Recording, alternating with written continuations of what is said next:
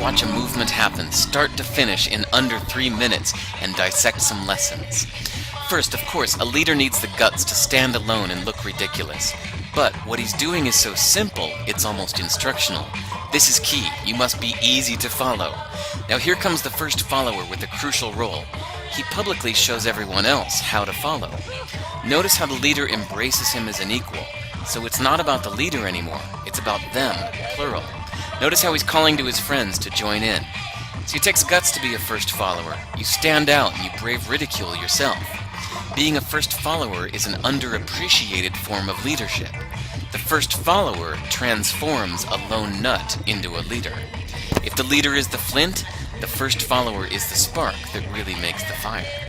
Now here's the second follower. This is a turning point. It's proof the first has done well.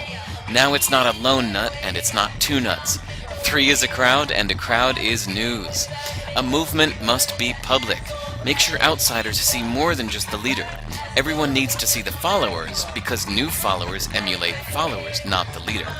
Now here come 2 more people, then 3 more immediately. Now we've got momentum. This is the tipping point, and now we have a movement. As more people jump in, it's no longer risky. If they were on the fence before, there's no reason not to join in now. They won't stand out, they won't be ridiculed, and they will be part of the in crowd if they hurry. And over the next minute you'll see the rest who prefer to stay part of the crowd, because eventually they'd be ridiculed for not joining. And ladies and gentlemen, that is how a movement is made. So let's recap what we've learned. If you are a version of the shirtless dancing guy, all alone, remember the importance of nurturing your first few followers as equals, making everything clearly about the movement, not you. Be public, be easy to follow. But the biggest lesson here, did you catch it? Leadership is overglorified. Yes, it started with the shirtless guy, and he'll get all the credit, but you saw what really happened. It was the first follower that transformed a lone nut into a leader. There's no movement without the first follower. See, we're told that we all need to be leaders, but that would be really ineffective. The best way to make a movement, if you really care, is to courageously follow and show others how to follow. When you find a lone nut doing something great, have the guts to be the first person to stand up and join in.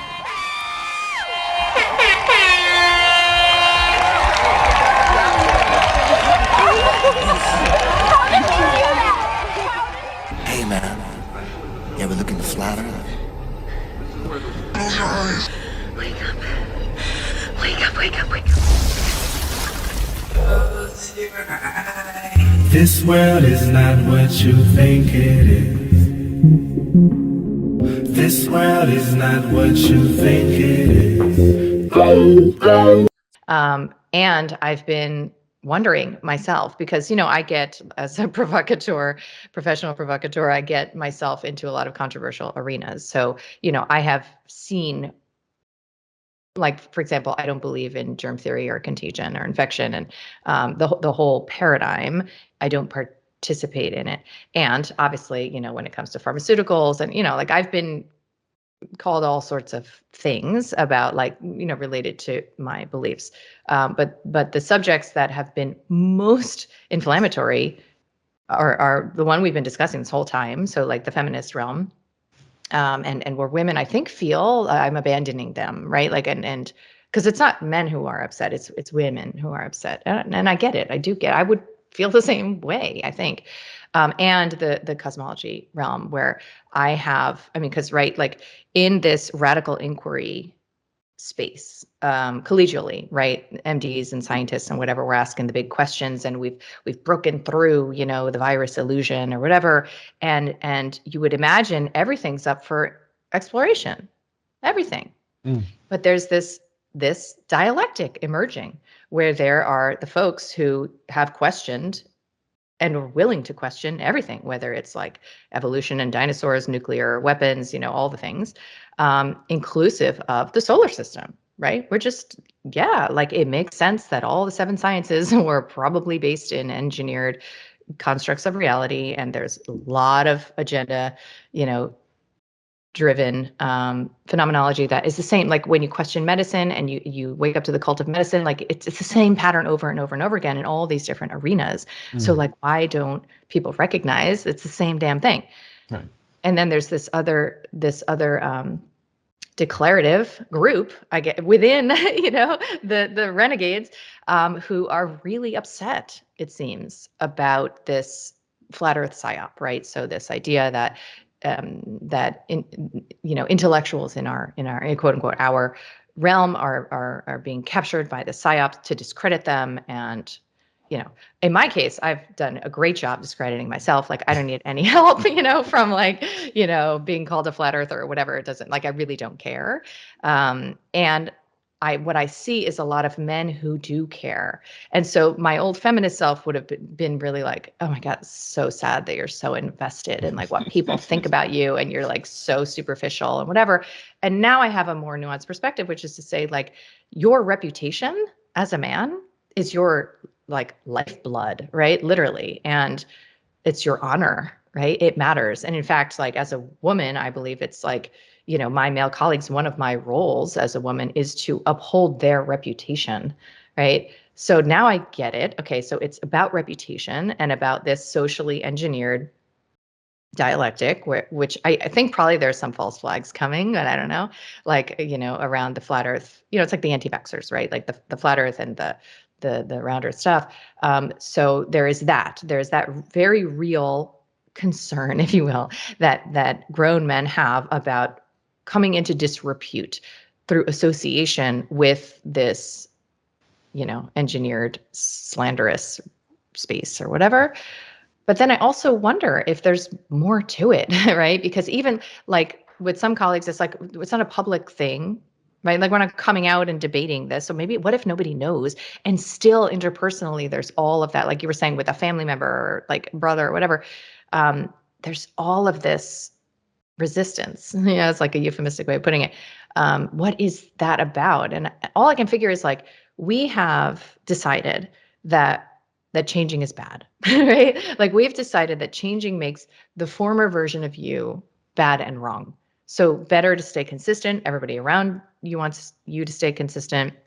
It just seems to be like how we can grasp at certainty is like, just stay the same, please, right? So if change is like problematic socially because it makes the previous version of you bad and wrong, then you have to sustain that experience of being bad and wrong about something real big. And it just depends what your relationship to being bad, I call it wearing the villain crown, like being bad and wrong is, right? Like it still does. Took me years to integrate my nervous system to the extent where I could hold the energy of somebody that I care about, experiencing me as bad and wrong, right? So like, if you literally can't hold that energy in your body, then you're going to fight with any possibility of having to engage being bad and wrong on that scale, especially if like somebody's introducing it to you. You just want it to go away, right? Like you want the whole phenomenon to go away. And that's why I'm a big believer when it comes to like truthing and truth. My cat, that's the sound that she has brought a creature to me. So I can't wait to discover what it is. When you're relating to truth, like I'm sure I know you agree with this, like you can't put it on someone, right? You can't inform anyone, right? So like, it's a matter of like a chain of custody of trust, right? So the person who opened my eyes to cosmology is somebody that I don't know how she came into my life. Honestly, it's like some sort of destined, connection through, sort of the whole anatomy of this COVID experience. I don't know, maybe through Instagram. I don't know what we connected, right? And so we were already talking about things and what's going on. And she is a Black woman who lives in London. So when the George Floyd thing occurred, I didn't ever watch the video, and I had the sense that this was staged, right? Like that the whole thing was staged and crisis actors and the whole thing. And that's my tendency, right? So the shadow of that is that I don't allow myself to co-participate in what the rest of, society is involved in, because I don't want to feel like whatever it is that I imagine, I'm going to, so I just wall myself off and I say like, that's a psyop. Like, I understand that there's a shadow to this for sure. But anyway, I had a disagreement at the time with someone important to me in my life over this subject. And I went to her, as a Black woman. I said, listen, like, what do you think of this? How are you feeling about this? And she started to send me all of these links on Instagram of people with handles like, it's flat, bro, or like, the truth about the curve or whatever. And I had never, I mean, I only knew David Wolf. I don't know if you know him. I'd only ever interacted with him on the subject, and like he would interview me and start talking about what you could see from this island in Hawaii or whatever, and I'd be like, "Who cares? David? Like, why this? Why are you embarrassing yourself? Like, just stop, please, just stop." But not like it was fine, but also sort of silly. Like I was like felt patronizing about it, but I didn't see that it mattered, right? Like I didn't see that it was significant. And so when she brought this into my field, I have such regard for this woman, for her intellect, for her depth of research, and for the role that she's played in my life, that was the the custody of trust. Like it was passed through this medium. That's how it works, right? Like, and so in people in their own lives who are speaking to others, maybe they'll use your videos like as a resource, right? To share, but only after that chain of connection, right, has been established. And I think, I guess sometimes the divergence that occurs, the cosmology thing is just a symptom, right? Like the divergence may be needed, to occur.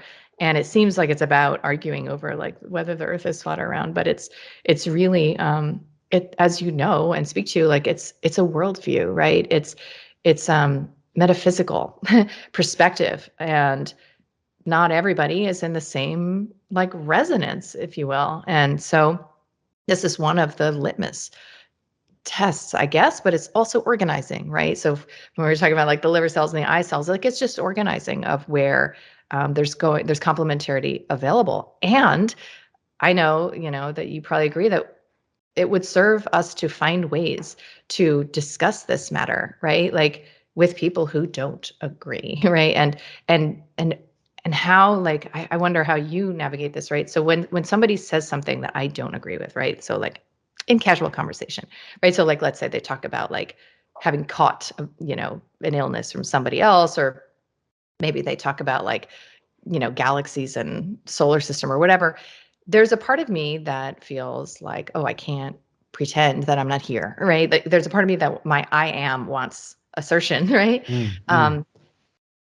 Sometimes I just say nothing, and sometimes I have found a way to appease the different parts of me, like, the part that wants to maintain connection and the part that wants to be allowed to be different. And I'll like make sort of like a joke, and I'll be like, oh, it's funny. Like, I totally don't believe in that or whatever. And like, but okay, go ahead or whatever. Like I'll make some sort of like, I don't know, like, and I think you've talked about this too, like just sort of like a casual, semi-connected sort of like, oh, what do you, here's this kind of a thing. I don't Lay it know. out on the table and see what they do Yeah. next. Yeah. But maybe there's also a realm of consent if you're serious. Like I think in the collegial world, this is really something, my like dear friend and ally Tom Cowan, we talk about this all the time. Like, what is the way to introduce? And he's been so outspoken, if that's the word, about virology, right? Like, what is the way to introduce information? Like, do you ask for consent, right? Do you say like, hey, like, I have some thoughts about that, that haven't really come up. Like, let me know if you're curious about them. I'd be happy to share. And then at least there's consent there. I don't know. I think this is where the real questions lie, because until we understand how to come into the energetics, like what do those look, what does that polarity look like, right? When it's fully expressed, and it's obviously not necessarily erotic. And it is, right? The energy is there. That's what I'm talking about. Look at the hysteria. That is eros. That is life force energy that is captured by shame. Otherwise, you wouldn't give a shit, right? If somebody says something you don't agree with and you're super confident in your reality, you literally don't care. They get to be themselves, right? They get to like just live a sovereign being, right? So how do we get to that place? Well, there's a lot of energy like kinked up for us to unwind on both sides. Hmm. And I think if we focus again on ourselves and developing ourselves to the point that we really don't care what other people think about these subjects or about us for our knowledge of these subjects, and instead we just keep going, rather than worrying about what they're gonna think about being the world's leading flat earther. Nope, just bury your head in books and keep becoming more so. Or they're saying, get out there and do debates, find the biggest globe earthers and try to debate with them about it. And I gave the analogy of preaching to the choir and singing so loudly that passersby just want to come in and start listening, Yeah. rather than giving a stage to the very opposite people that you don't even want to promote, and they'll just talk over you and interrupt you and say the very opposite things and use logical fallacies to try and sway people's opinions. You're just getting yourself in the muck there, versus being completely confident in your own space and developing your knowledge of it with other people who are also doing that same thing. And then you're creating like these conscious communities of people who are talking the same way, rather than purposely going into a middle ground or into the enemy territory and trying to battle it out that way. Even in family dynamics or something like this, it works that way because, like we're saying, oftentimes these simple discussions about just some fringe topic that shouldn't be anything at all can be relationship destroying conversations. As a result, I think that as I've evolved myself, as people know, when I first came out about these things, I was quite vocal and not too good at maybe conveying them, so that, yeah, I destroyed a few relationships along the way. In so doing, I learned how to do better, how to not do that. And so now, when the topic comes up, as you said, oftentimes my initial response, well, always the initial response is this one. Yeah. You don't need to say anything right away the second you feel it. That's what that's what we're talking about with a lot of these other issues, is the 2023, I'm so triggered, I'm so offended. So Microaggression. right, as flat earthers, we got to keep that in check ourselves as well. And just because our circles, our friends and family are saying the word global or something, and we're just like, Literally, that happened last night. global what? Yeah. I know. I was at like this beautiful concert, right? Like it's like a candlelight concert here in Miami, and it was they were, I don't know, whatever. It was beautiful. And literally the woman was introducing the concert and she was like talking about how now they're global. And I literally felt this like kink inside myself. And I had to self-soothe where I'm like, it's just a word. Like and words are spells, but it's just a word. It's not personal. Like it's not a personal attack. It doesn't necessarily have to like cloud and contaminate the whole experience just because, right? And this is where like I call it the community wound, but it's like why I'm obviously so excited to connect to you and like brought in, my community, is so that I can taste that, like that sense of belonging, right? So that is a wound I believe we're all walking around with, right? So it's that tribal discernment, right? If I'm looking around for what is the tag, right? Like if I were on a dating app and I were to like choose the criteria for like what my man would believe, like these are the discerning intellectual features so that I can relax and not have to like think and like get, back to dancing or whatever. And so I understand the roots of that sort of like black and white assessment of somebody's awakenedness or whatever. And it can be really just like something that flows through you, like data, information, like a felt sense.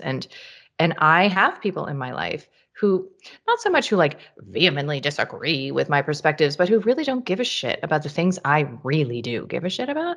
Mhm. And we connect deeply, in many, I know you do too.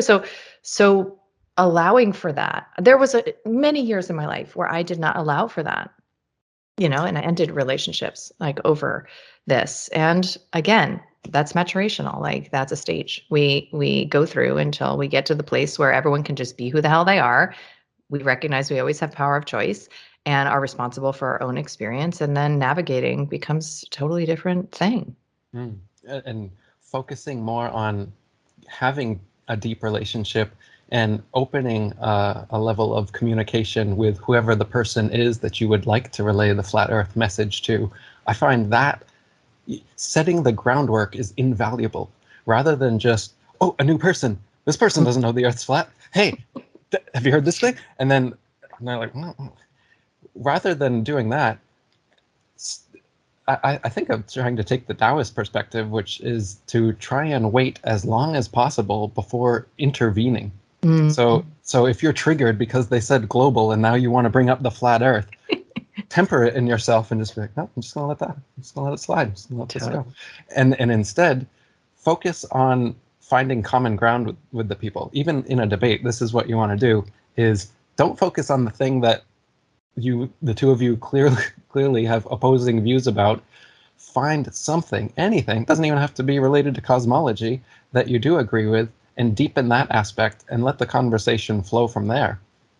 And especially if it's someone that you have multiple conversations with, it's not just a chance encounter, it's an actual relationship. Well, even more reason to just let it ride for a while. Totally. Just be a silent flat earther for now, until you find the time. And when you do bring it up, rather than playing all your cards at once, I like to bring it up in question format and just ask them leading questions towards things that I would like to talk about, and then gauge how I'm going to talk about it on their responses. If they're inquisitive and there's no emotional reaction and they're just like, oh, and okay, this conversation can continue and we might have a winner here. But if right from the first question they get a little cockeyed and they're like, you're talking about flat earth, and then they get a sneer and all that. Okay, well, you've just gotten your answer. Yeah. And this isn't going to go too well if you lean into it hard. But you started with a question, so you don't need to lean into it any further than that. And if they look at you cockeyed, you can just be like, well, I was just thinking about it, or somebody made a Facebook post about it, or I don't know, I was just considering it, but yeah, maybe not, or something, and just let it go, rather than instantly butt head. You just got your confirmation. You got your confirmation that they're not ready yet.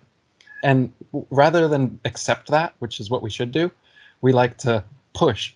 And it was the same with vegans. It's the thing people hate the most about vegans is that we get holier than thou about the position that we hold, and then we want to try and force it onto somebody else. And especially in that situation, because we feel, the animals, but you're harming the animal. And so we feel like we're being a protector and a provider rather than what we're actually doing in the moment, which is being a accuser. And we're, putting somebody down in a way. And nobody wants that. Nobody wants to feel that. So every vegan proselytizer is wrong, going about it wrong. It's never going to have the effect you want. Right. And it's maybe interacting with the projected and rejected part of themselves, the meat eater that they were, let's say, right? Or could be. And that play, again, like I think of these as erotic, I call it the erotic caress of the enemy, becomes almost this obsessive intimacy that you have with your own self through another person, right? Because I think it's possible that we're only ever triggered about our beliefs if we don't fully believe them, right? Like if we have not fully settled and integrated, which requires that we have a relationship, like I was saying, to the part of us that didn't know, to the part of us that got it wrong, and to the meat eater and the vegan, to the glober and the flat earther, to the the pharma prescriber, in the holistic, liver or whatever you want to say. And if we don't complete that cycle, like we don't finish that, not that it's ever finished, but that work, then we're still in dynamic intimacy. We're projecting Exactly. it onto the other non-vegans and non-flat earthers and feeling like we're not flat earth enough if they don't convert. No, Right. but if you know it, and that's why I was saying, no, just go right back to your books. Just reconfirm for yourself your belief, your knowledge, expand it to the point that when somebody throws up those ego defense mechanisms and makes those claims you've heard 100 times about if the earth was flat, then a cat would have knocked everything off the edge by now or something. And you can genuinely laugh and smile at what's going on here, rather than be triggered and feel like, I'm in for hours of lengthy, terrible conversation or whatever. Well, you will if that's what you do. Yes. You don't have to. You don't have to create a multi-hour, argumentative debate because of that little action. You can just, okay, well, cool. And this is the thing I was saying about, you said like deeply, get into your deep relationship rather than some deep conversation about this thing that you don't agree with. If you relate to the other person on other things and you stand in your knowledge and your masculine, so to speak, why would you even need to convert or convince someone else? You being the flat earther that you are, and 100% you knowing it, and the more knowledge, the more expansive it is, the more you just have like an aura, basically. This is what I'm trying to advocate is advance your flat earther aura, or your vegan or whatever the thing is that you would really like to be an activist for, and you would like everyone else to be this thing. I really want you to change it. The best way to do it is to shut up about it, first of all, because you lose your power the second you start trying to project it onto everyone else, and just be silent in that leadership role of knowing you're right about these things and just waiting for them to come to you.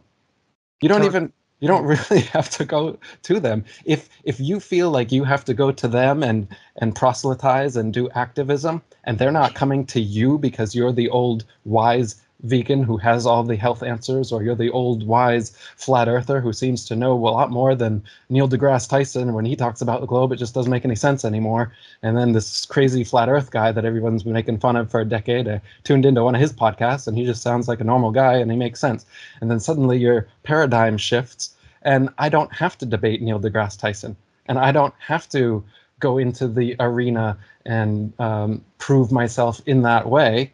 Just like you don't have to in your conversation with your dad or with your brother or your sister or whatever. It doesn't have to be this relationship dividing issue unless really you make it that way. Yeah. That's the thing that, again, we're not really taking the responsibility. When I talk about losing these friendships, I would like it to be because they can't handle the truth. But in reality, is that what happened? They really just couldn't handle the truth? Or did I not convey the truth in a way that kept our relationship together? Yeah, prioritize. In other words, yeah, I prioritized my projection of these truths over the sanctity of the relationship and was letting it end. And so that speaks to a problem on my account. Why did I make the truth, or some truism, some aspect that I think is right, and I want them to know that it's right as well, end the whole relationship? Yeah. Well, that's my shortcoming, not theirs, really. Mm-hmm. So when flat earthers are despondent or what, in this situation and worrying, and again, like we talked about with the narcissist discussion, trying to label and point fingers at the other person like you're the bad boy. Well, look at how you're contributing to this dichotomy. And if you stop contributing to the dichotomy will cease to exist. And they'll, by preaching to the choir and singing such beautiful music long enough, they're just going to come over to your side anyway, without you having to engage and try to convert. The conversion will happen just by your authority, just by you stepping into your truth and being there long enough and shining like I said, an aura of truth, that people will just kind of start to gravitate towards you and away from the liars that emanate an aura of darkness. Totally. I mean, I can't remember who. I like to be attributional accurately, but I can't remember where I heard this. But anyway, it's like, when you're early in martial arts, right? Like, let's say you're a guy who's learning martial arts and you're at a bar and like you're just picking up all these skills, and like somebody like messes with you a little, like you're gonna like start a whole brawl, right? But when you're more trained and you're more in your mastery, your presence alone, it's my cat wishing. Yeah. Your presence alone, is the limiting step for any sort of conflict. And then even if somebody were to attempt to step to you, like all you'd have to do is like literally like offer a glance or like move your body in a certain direction, and that's it. That's So a that's great, the kind great of analogy. mastery. Yeah, you're The talking. in martial arts, de-escalation is what you would do in those situations. Right. And in these conversations, that's what you should do as well. Is what I'm saying is, if you see that this isn't going to go well because you just asked one question and then you got the side eye and everything, what I'm saying is to shut up. Just like in the Yes, self-defense situation, if you see that there's something going on, you don't one up it and be like, oh yeah, well, and get in the guy's face like you'd say somebody who maybe has just started martial arts and wants to Right. prove to themselves and everyone around them how good they are, versus someone who's experienced and they know the nuances involved, and that it hurts. At very least, it hurts your knuckles to punch somebody in the face, and you don't want to deal with that. And then there's retribution. If you do win the fight, well, there could be a second fight, and it'll come as a surprise attack that you can't win this time. And so there's all these other factors that you can learn about over time, and then you realize the only way to really win a fight is to not get in the fight in the first place. And if that's the case, then de-escalation becomes the main tactic of self-defense. And in flat earth conversations, I'm saying it's the same thing. If you notice the other person, first of all, don't you be the one that escalates. That's obviously the wrong. You don't know the earth is flat, you stupid glober. Obviously that's not the way to go, is to push yourself and be a negative force like that. But if they're doing it to you, then it's like we get the, oh, they started it, and then we can attack them as well. But in a self-defense situation, that's not what you would want to do. If you're looking to de-escalate, it's de-escalation at all costs. Even your ego, even the people around you thinking that you're a little bitch or whatever. Well, if it means you didn't get in a fight and you get to get out of there and go home to your family, then you won that fight.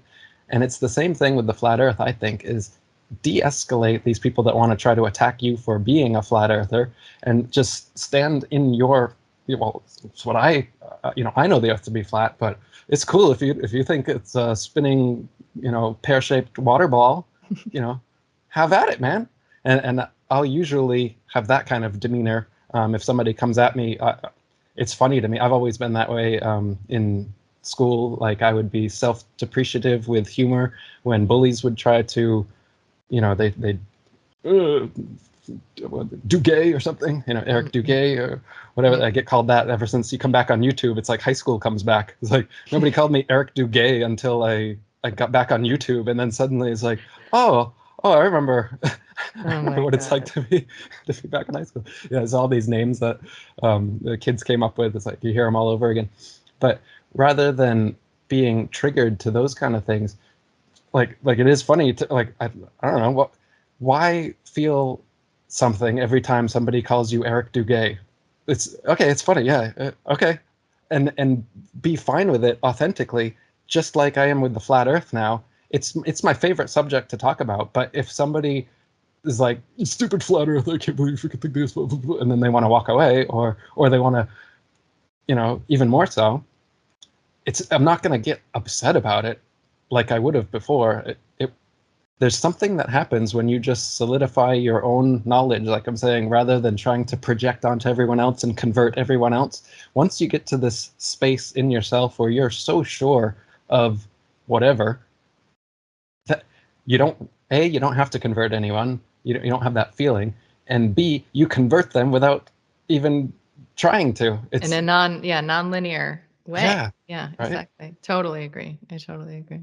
It's like the mystery. God works in mysterious ways. It's the same thing with the knowledge, conveying knowledge. It's like if you can lead a horse to water but can't make him drink thing. It's like they can hear all the same words. If they're not ready, it's not going to even sink in. This happens to me all the time. Is I'll talk to somebody about one of these subjects, they'll reject it outright, and then years later they'll come to me and say the exact same thing to me that I said to them, as if I've never heard it, as if I wasn't the one that told that thing to them, and they're presenting it to me like, did you know this? And it's like, so you've forgotten the conversation that we had where I told you this exact thing and you disagreed with me about it, you rejected it, and I kind of discounted you because of that. But then years pass and we haven't even talked again. Something happened in their life. Either they talked to somebody else, or they read a book, or they had a think for themselves. And then suddenly that thing makes sense to them now. And then they bring it back to you because maybe, oh, I remember he's interested in this stuff. But they've forgotten that that's where it came from in the first place.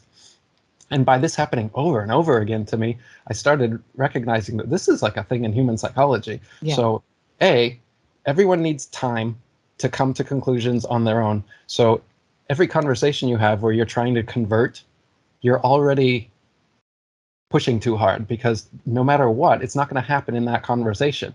And so every time you say that they don't quite agree with you and you try to give another factoid, another bit of trivia, and try to shut them down at every instance, and you think that if you have an answer for every question they have and you shut them down, that they have to convert, right? Because then they have nowhere to go. Nope, they still don't. They'll just bullheadedly just still say it's a globe for no reason. But the real reason is more, it's more ego-based, it's more reputation-based. It's not about the facts at hand now. It's about the manner in which it's being presented. It's about the fact that, oh, now you have to be right and I have to be wrong. Well, you were wrong about that. You thought it was a globe up until just now too, so stop playing holier than thou and debating me about it like I'm the dumb glober because I just haven't figured it out yet. And so that's, again, this is bringing it back to the male-female dynamic that we were talking about earlier. It could be the same thing with the glober flat earther dynamic, where you are going too far on one extreme, and then you're alienating the other person. It's like I was saying about the polarities attract, but not opposites. The globe and the flat earth, we could say that would be like the opposite. That's, you're pushing the conversation or pushing the relationship away. But the polarity that you could have that is the same is you probably both care quite a bit about that subject. If it's enough to end the relationship, obviously they really do care, and they're not just like one of these people like, well, I don't know, Earth flat, I don't know. Because a lot of people are like that too. They have no, and they're the easiest to convert because they have no attachment to anything. And then you just talk to them for 10 minutes, and well, that actually makes sense. You know what? Then you make a quick flat earther out of these people. But it's very different from like some of the atheist, people that have watched NASA documentaries and believed every bit of the CGI from birth. And then you come up to and they want to be an astronaut or whatever, and you tell them the Earth's flat and NASA's lying to them. Like, it's not going to go over too well. You're better off just letting them, because they're going to be the last people to come to it anyway. That's another thing. Is like, not, there's going to be the first followers and the second and then the last people to convert are going to be these people that you would debate with. But I don't think that's how it happens. These people, They don't convert through debates. They convert through consensus reality. Mm-hmm. So all we have to do is get to the tipping point of actual critical thinkers and people who actually think for themselves and stand in their own individuated spaces. And then once that tipping point has happened, all the other people who are just natural, innate followers and non-critical thinkers and consensus reality conformist types, they'll just become flat earthers because it's what everyone else is. Right. It's there's been the cultural shift, and they won't need converting, really. They'll silently convert. Once they notice that most of their friends and families are saying these things, they'll just be like, they'll just go along to get along, which is what they were doing with the globe.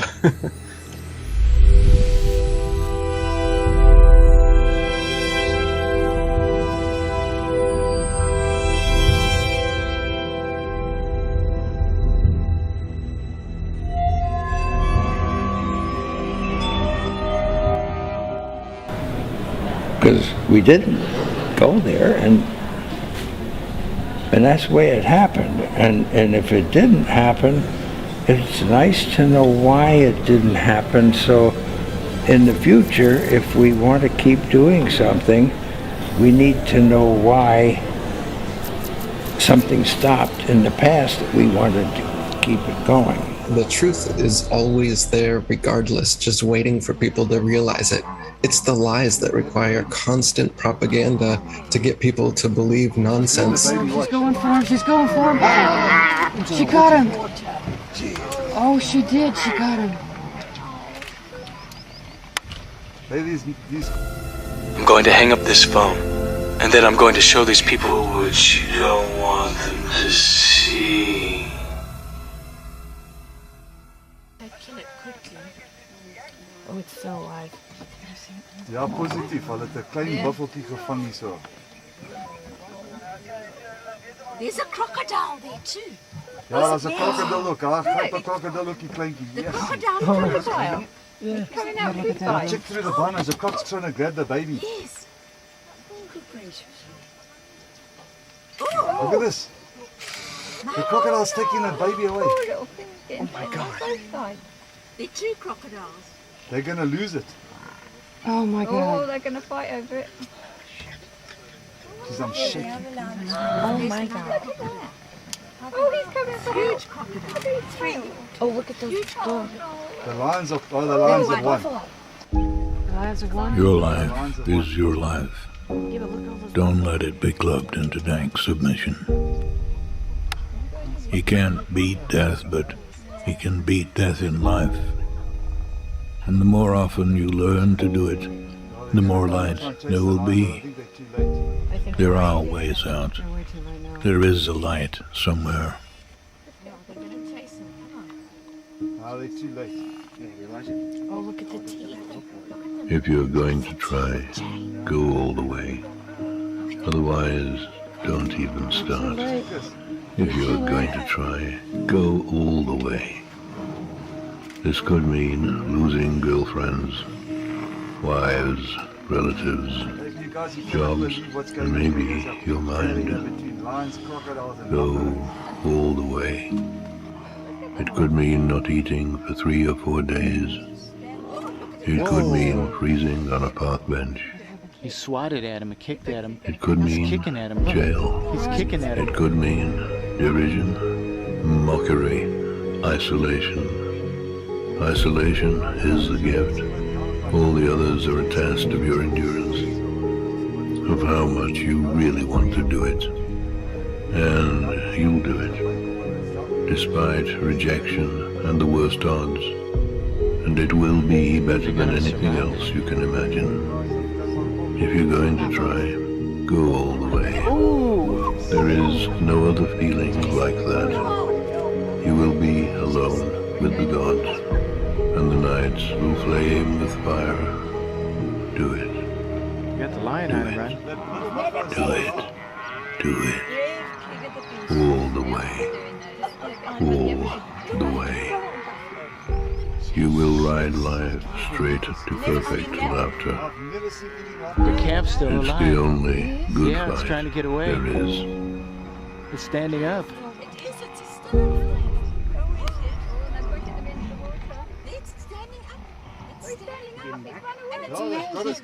You know, the future is not written. So absolutely, when you have negative attitudes and negative, ideas about what the future is going to have, not to sound like a new age law of attraction type person, but the future crystallizes starting from the internal to the external. So if your starting point is that there's no way we can win this, we're screwed, and all that, if that's your internal monologue, then what do you think your external actions are going to reflect? How effective do you think you're going to be in instituting some sort of positive change or positive future if that's where you're at? Yep. So I'm not discounting cynicism or negativity or people who are in a space where they see all that, because I see it as well. But you got to go beyond that, because you got to realize that the future is not set in stone. We are the ones we've been waiting for. When everyone asks, will this ever get out there? Is it going to always have the same answer? It's completely up to us, man. Whoever's talking to me. It's up to me. It's up to you. If we do our part in getting this out there, then of course we're going to succeed. And of course, if we don't, then we're not. So it's obviously it's all up to us. There is no mystery to it. It's not something you got to sit and ponder. Is it going to happen one day? Yeah. Up to you. Up to you. If you're going to sit there thinking about it, no.